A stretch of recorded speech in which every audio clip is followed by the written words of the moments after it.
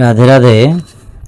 আজকে আমার ঠাম্মা প্রশ্ন করেছেন যে চণ্ডালেতে বিকায় অন্ন, ব্রাহ্মণেতে খায়, কথাটার আসলে মর্মার্থটা কী।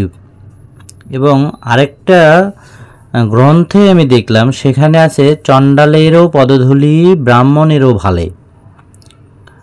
ঠিক এইটা খুঁজতে গিয়ে আমি বেশ কিছু জিনিস দেখলাম। সেখানে আমাদের যে সূর্যবংশীয় রাজা হরিশ্চন্দ্রের পুরো উপাখ্যান পড়লে বোঝা যায় রাজা হরিশ্চন্দ্র শশাগর পৃথিবীর রাজা ছিলেন। তো সেই রাজা তার যে দান ধ্যান এত পরিমাণ বেড়ে যায়, তার দানের যে পাওয়ার এটা দেখার জন্য বোঝার জন্য চলে আসেন হলো বিশ্বামিত্র মুনি। উনি আসলে পরীক্ষা করতে চেয়েছিলেন যে দানী কেমন দানী। তো উনি যখন ব্রাহ্মণ এসে এই যে রাজা হরিশ্চন্দ্রের দান গ্রহণ করবেন, যে তুমি আমাকে তাহলে দান দাও, তখন রাজা হরিশ্চন্দ্র বলছেন আপনি চান, আপনি কি নেবেন বলুন, আমি আপনাকে সব দিতে রাজি। তো বলেছিল যে তোমার এই শশাগর পৃথিবী সম্পূর্ণটাই আমাকে দান করো। এখন যে যখন বলেন ঠিক আছে আমি আপনাকে সব দান দিয়ে দিলাম, এখানে কথা হলো যখন সব কিছুই দান করে তখন রাজা হরিশ্চন্দ্রর তাহলে তো তাকে আর থাকার কোনো অধিকার উনি নাও দিতে পারে। তখন বলছিল যে তুমি তাহলে কি করবে, তুমি এখানে তো তুমি থাকতে পারবে না, পৃথিবীর মধ্যে কোথায় যাবে। তো জ্ঞানী রাজা হরিশ্চন্দ্র কিন্তু এই যে বিশ্বামিত্রের সঙ্গে সমঝোতা করে পরে বললেন যে তুমি কাশীতে যাও, কাশী আসলে এই পৃথিবীর বাহিরের অংশ, সেখানে পৃথিবীর সঙ্গে কোনো কানেক্টেড নাই। এইটা সেখানে শুধু আমাদের মহাদেব শিব এবং পার্বতী ওখানকার প্রধান হয়ে থাকেন এবং সবারই ইচ্ছা থাকে সেখানে গিয়ে দেহ ত্যাগ করা।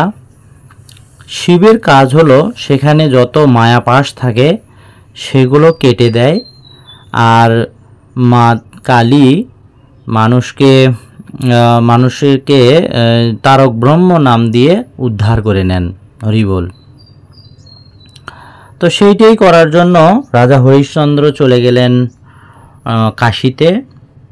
যাওয়ার পরে কাশীতে ঢুকতে গেলে তাকে কিছু দক্ষিণা দিতে হয়, কিন্তু সে তো পুরোই জিরো কন্ডিশনে ওখানে চলে গেছেন। কিভাবে এই দিবেন, মানে দক্ষিণা দিবেন? তখন তার স্ত্রীকে ওখানকার এক ব্রাহ্মণের কাছে বিক্রি করে দেন। তো বিক্রি করে দিলে সন্তানকে কি করবে? এখন দুজনের কেউ তো সন্তানকে করতে পারবে না, তখন সন্তানকে তার স্ত্রীর কাছেই রাখার সিদ্ধান্ত নেন। এই মর্মে থাকবে যে সে প্রতিদিন পূজার ফুল টুল তুলে দিবে, এইভাবে সে জীবিকা নির্বাহ করবে, সে বিনিময়ে একটু খাবার পাবে। কিন্তু ফুল তুলতে গিয়ে কোনো এক ভোরবেলায় সাপের দংশনে তার সন্তানের মৃত্যু হয় এবং এই মৃত সন্তানকে নিয়ে অনেক কষ্টে রাতের বেলা তার স্ত্রী শৈবা তার পুত্র রোহিতাশ্বকে সেখান থেকে নিয়ে কষ্ট করে নিয়ে যান এক ডোমের কাছে, যেখানে শ্মশানে